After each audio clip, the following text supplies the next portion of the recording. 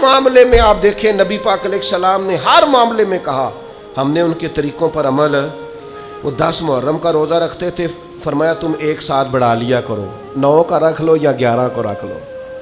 بلکہ یہاں تک کہ صحیح مسلم میں موجود ہے, یہودیوں نے کہنا شروع کر دیا تھا کہ نبی کریم تو ہر معاملے میں ہماری مخالفت کرنا پسند کرتے ہیں, یہ تو ہر معاملے میں الگ چلتے. کیوں؟ ہمارا اپنا کلچر ہے, ہماری اپنی تہذیب ہے, ہمارا اپنا تمدن ہے.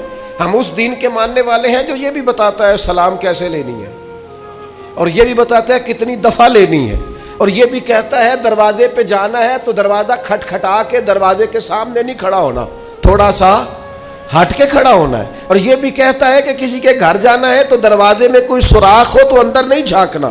اور یہ بھی بتلاتا ہے کہ 3 دفعہ سے زیادہ دروازہ نہیں کھٹکھٹانا, نہ کھلے تو لوٹ آؤ.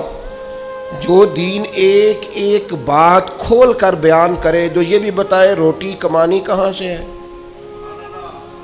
یہ بھی بتائے کھانے سے پہلے ہاتھ بھی دھو لینا, یہ بھی بتائے بیٹھ کے کھانا, یہ بھی بتائے کہ بسم اللہ شریف پڑھ کے کھانا, یہ بھی کہے ذرا چبا چبا کے کھانا, اور یہ بھی بتائے کہ کافر اور منافق 7 آنتوں سے کھاتے ہیں, زیادہ کھاتے ہیں, تم نے 1 آنت سے کھانا ہے. جو کھانے کا طریقہ بھی بتائے, سونے کا بھی بتائے, کسی سے ملاقات کا بھی بتائے, جو کسی کا انتقال ہو جائے تو تدفین کرنی ہے یہ بھی بتائے. اور لوگ چھوڑ کے آ جائیں گے تو قبر میں کیا ہوگا, قبر سے اٹھیں گے تو کیا ہوگا, میدان محشر میں کیا ہوگا, محشر میں میزان کیسے لگے گا, پل صراط کیسے لگے گی, حساب کیسے ہوگا, اللہ کے حضور کھڑے ہوں گے تو سوال کیا ہوں گے, جواب کیا دینے چاہیے.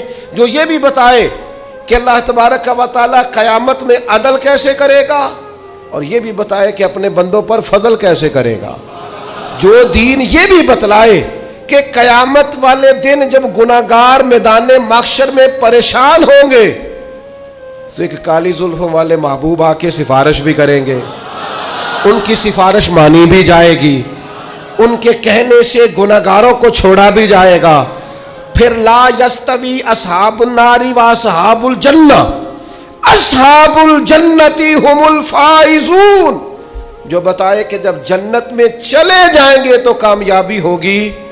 تو جو بچے کے کان میں اذان دینے سے لے کر گٹی دینے سے لے کر جنت میں جانے تک کا سارا طریقہ جو دین بتائے, پھر اس دین کے ماننے والوں کو ادھر ادھر جانے کی دین اجازت دیتا ہے؟ ہر چیز تمہیں گھر میں بتائی ہے, پھر تھوڑا سا ادھر سے ادھار, تھوڑا سا ادھر سے ادھار. جو فیشن رات کو دیکھ لیا ٹی وی پہ سویرے کر لیا, جو نیا سٹائل آیا وہ چل گیا, جو نیا فیشن آیا وہ.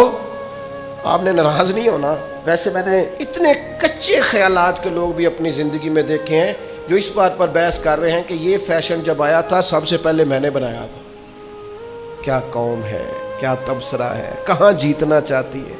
یہ پاجامہ جو آج یہ ساری دنیا آج پہن رہی ہے, اس شہر میں سب سے پہلے میں نے پہنا. جیت گئے بھائی, جیت گئے, آپ کا انعام بنتا ہے, گولڈ میڈل آپ کو ملنا چاہیے. اتنا بڑا کارنامہ, سب سے پہلے فیشن آپ نے کیا ہے, کمال ہو گئی, حد ہو گئی. سب سے پہلے جناب یہ جو چیز آج سب کے پاس ہے, یہ سب سے پہلے اس ماڈل کا موبائل سب سے پہلے میں نے لیا تھا. بالکل بالکل آپ کا پہلا نمبر بنتا ہے, آپ جیت گئے. خدا کے بندو, اللہ سے ڈرو. مسلمان ان چیزوں میں الجھ کر زندگی نہیں گزارتا, اس کی چاہتیں کچھ اور ہیں, اس کے انداز کچھ اور ہیں. وہ مٹی میں مل کے اور گھوڑے پہ بیٹھ کے اور گھوڑے کی ٹاپوں کی آواز سن کے والعادیات ضبحا فالموریات قدحا فالمغیرات صبحا فاثرن به نقعا فوسطن به جمعا. رب کہتا ہے مجھے قسم ہو ان گھوڑوں کی جن پر سوار ہو کر میرے محبوب کے صحابہ میدانوں میں نکلتے ہیں.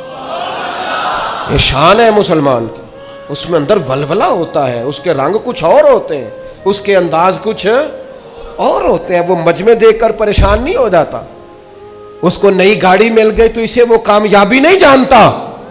وہ تو کہتا ہے کامیابی تو تب ملے گی جب مدینے والے مسکرا کے ملیں گے, جب صبح قیامت کریم کہیں گے آجا میں تجھ سے راضی ہوں. یہ کامیابی ہے, یہ اصل درجہ ہے. جب صبح قیامت رب کہے گا کہ یہ بندہ دو عالم سے خفا میرے لیے ہے, یہ کامیابی ہے.